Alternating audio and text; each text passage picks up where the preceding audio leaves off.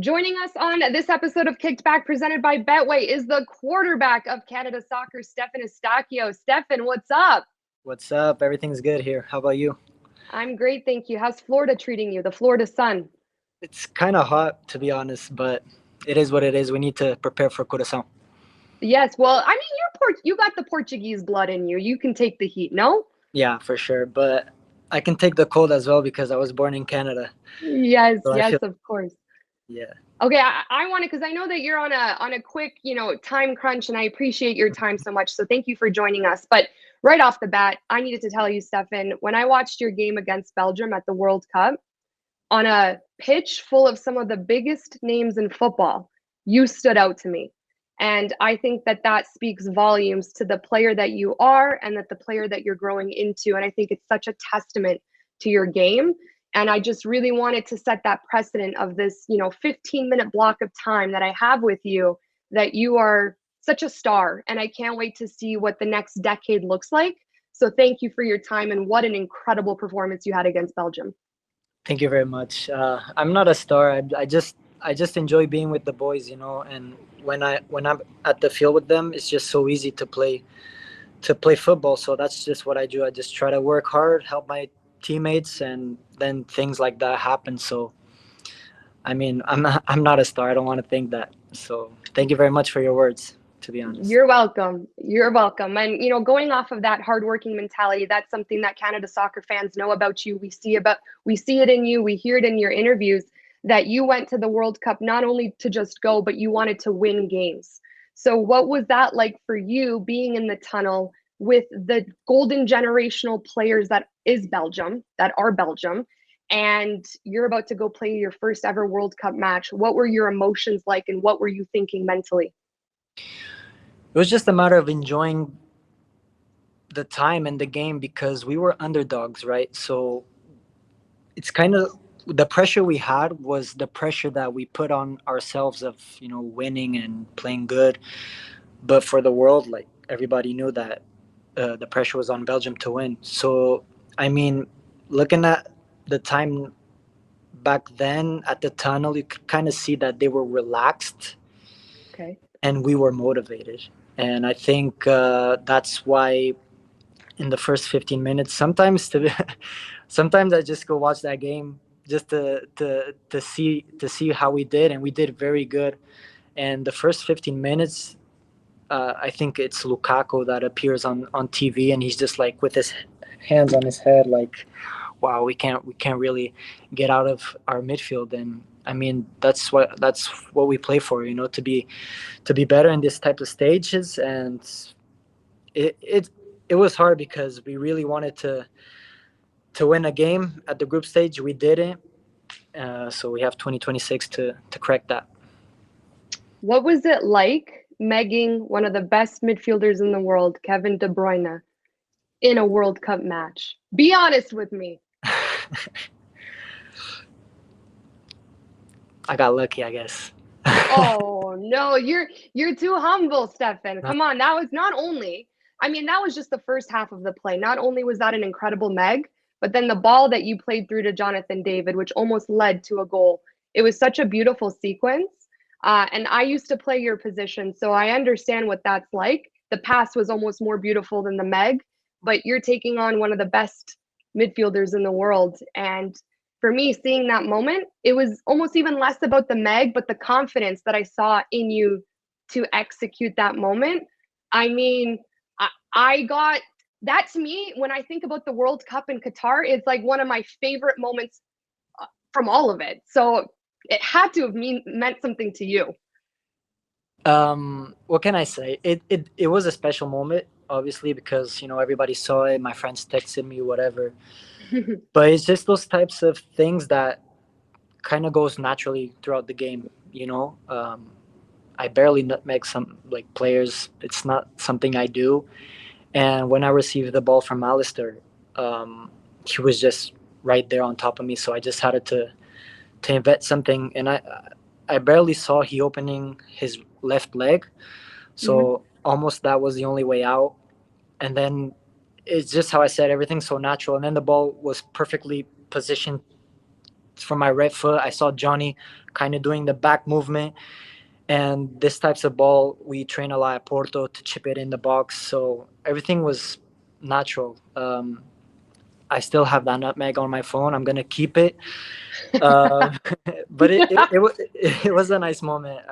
If I had an assist on that play, that would be amazing. But we'll keep trying.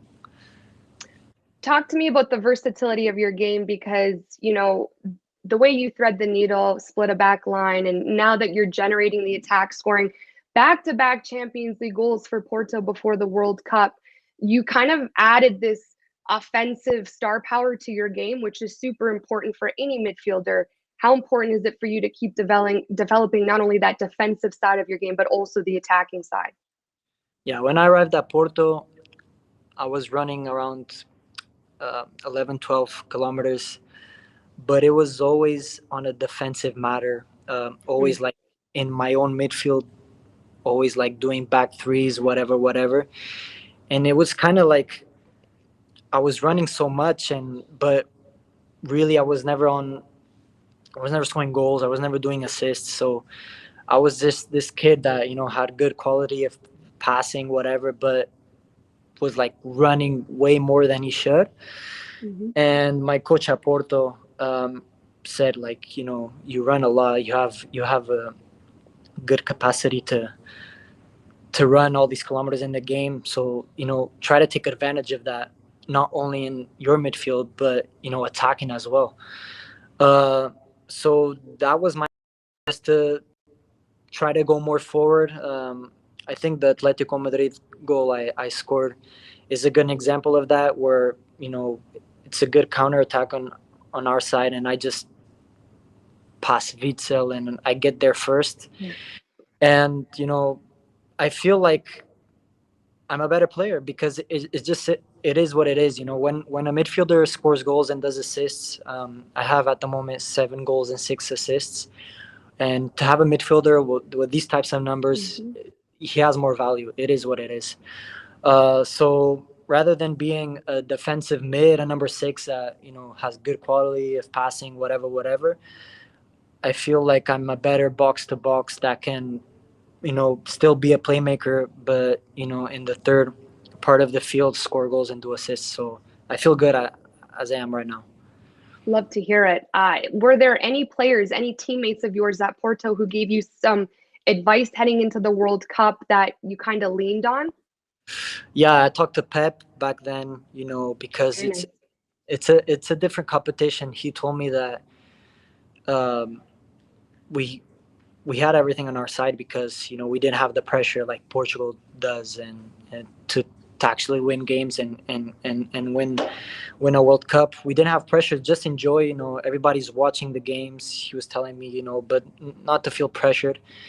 And what he said, it was real. It was an amazing feeling to be at the World Cup. What's Pepe like? I used to watch him back in the day with Real Madrid, and this guy, I love him because he's a gamer, and he didn't care if you had one ankle, 2, or if he took out 1 or 2, as long as he got the ball. So what's he like in person? He's still like that. I mean, I think he's 40 years old. I don't know if he's 40 or 39, but he never skips a training. Wow. He's not that type of player that likes to sit back. I'm not gonna train today, whatever. I'm gonna manage myself. He never manages, and it's incredible how sometimes during the game you look at him and he's like counterattacking and running more than like me. Then I'm 26 or my colleagues that are 22 years old. It's just the way that he works. You can see that all the work he does, his lifestyle at home, in the training facility, at the weekend it has results. And I mean, he's one of the best professional athletes I met in my life. Amazing. Thank you for sharing that, Stefan. Back to the World Cup. What's something that you think this Canadian team needs to improve on to have a more successful run in 2026? I think it's just the experience of being in this top level, because this is a little bit like Champions League, and I learned about it. No matter how good you play, if you make a mistake, they're probably gonna score. So you can be there like Belgium, trying to get in, their formation, whatever, having more ball possession, having more shots, more corners, everything.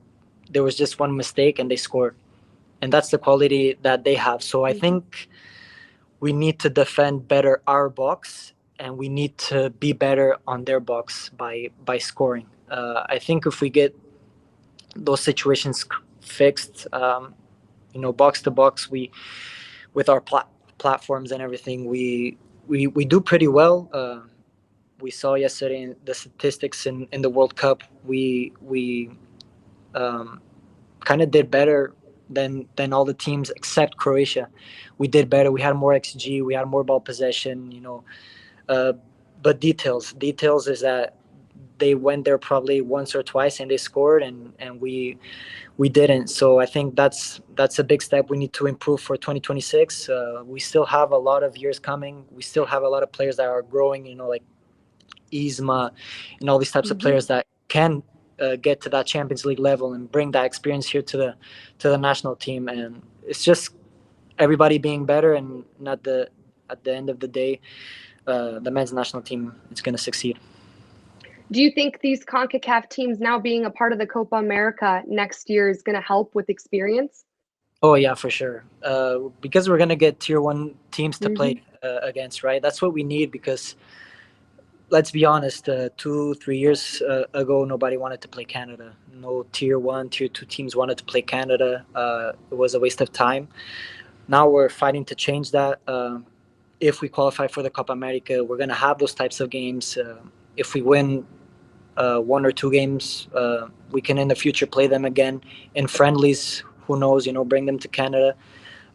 It is what it is. We're trying to make our way through it. It's kind of hard, but I think this golden generation, you guys call it, it's going to take things to a different level for the future kids to enjoy. Love it. Okay, Curacao and Honduras are coming up next, Nations League action. How important is it for Canada to kind of buckle back down and continue to keep that stride going from the World Cup and now win these games? Yeah, for sure. We can't sleep. It's a different cycle. We passed the World Cup. There's this tendency of players, relaxing, whatever. But that can't be the case, and it depends on the players and on the staff as well to bring that energy inside the camp. The experienced players to say, guys, we keep going. We still have things to win, and it is what it is. We've proven that in the qualifying that we were the best CONCACAF team, but we really have to start winning trophies. And